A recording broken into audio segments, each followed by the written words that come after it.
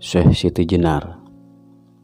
Siapakah Syekh Siti Jenar tersebut yang hingga kini masih menjadi misteri? Siapakah sosok sebenarnya Syekh Siti Jenar yang masih mengundang banyak pertanyaan? Dalam beberapa literatur disebutkan bahwa Syekh Siti Jenar yang namanya bermakna tanah merah itu memiliki nama asli Raden Abdul Jalil. Namun ternyata ia memiliki banyak nama sebutan. Setidaknya ada 16 nama yang disandangnya. Nama-nama tersebut antara lain San Ali, Syekh Abdul Jalil, Syekh Lemah Abang, Hasan Ali.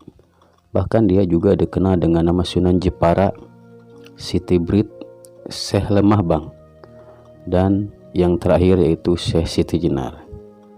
Nama terakhir yakni Syekh Siti Jenar merupakan nama filosofis yang menggambarkan ajaran tentang Sangkan Paran. Dalam Sangkan Paran, manusia secara biologis hanya diciptakan dari tanah merah dan selebihnya adalah zat Allah Subhanahu wa Ta'ala.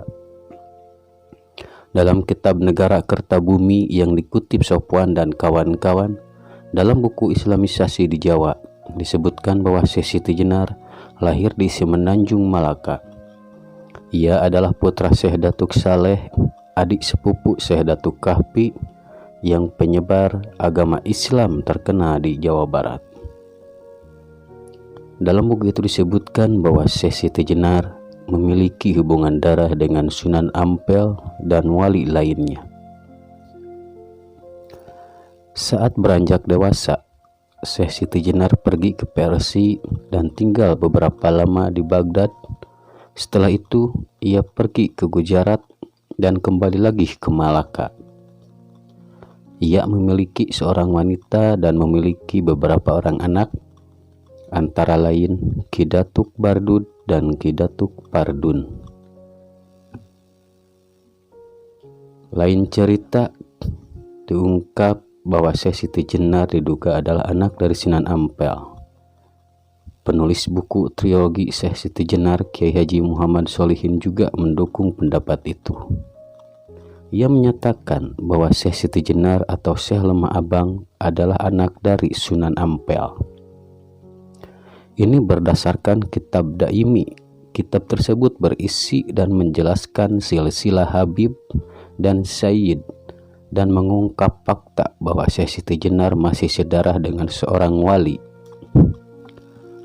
Pendapat lainnya mengenai asal-usul Syekh Siti Jenar juga bermunculan.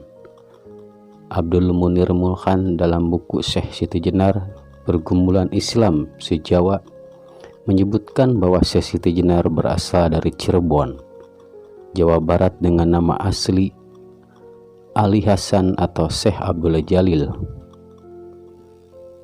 Syekh Siti Jenar hidup pada abad ke-16 Masehi, 1348 sampai 439 Hijriah atau 1426 sampai 1517 Masehi. Ia dilahirkan di lingkungan Pakuan Caruban atau yang bisa disebut dengan Cirebon sekarang.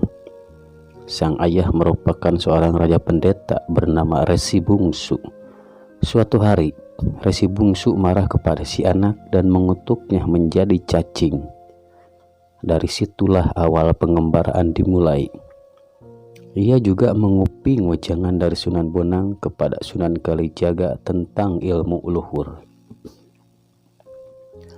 Sementara itu, dalam literatur lainnya disebutkan nama asli Syekh Siti Jenar adalah Sayyid Hasan Ali Al-Husaini yang dilahirkan di Persia, Iran pada tahun 1404 Masehi.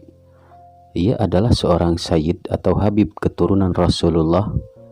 Sejarawan lulusan S2 Universitas Gadjah Mada, Anom Lasem, sepakat dengan literatur tersebut. Ia menyampaikan bahwa Syekh Siti Jenar adalah seorang keturunan Persia. Dari Persia ke Malaka, dari Malaka ke Cirebon, kemudian dakwah di tanah Jawa, dari barat ke timur, kembali lagi ke Cirebon. Anom membantah literatur yang menyebutkan bahwa Syekh Siti Jenar merupakan anak dari Sunan Ampel. Menurutnya, bila ia benar anak dari Sunan Ampel, maka seharusnya Syekh Siti Jenar berdarah Indochina seperti sang ayah. Terlepas dari misteri asal-usul Syekh Siti Jenar, ia merupakan salah satu anggota Wali Songo yang mengajarkan ilmu tasawuf wujudiyah atau tasawuf yang mengandung paham wahdat al-wujud di tanah Jawa. Ini ajarannya tentang keakuan, al-innayah ingsun pribadi. Syekh Siti Jenar pernah menjadi anggota Wali Songo atas rekomendasi Sunan Ampel. Asal-usul Syekh Siti Jenar hingga kini masih menjadi kontroversi. Meski demikian, Syekh Siti Jenar merupakan sosok fenomenal dalam sejarah keislaman di Indonesia, hingga banyak diperdebatkan hingga kini.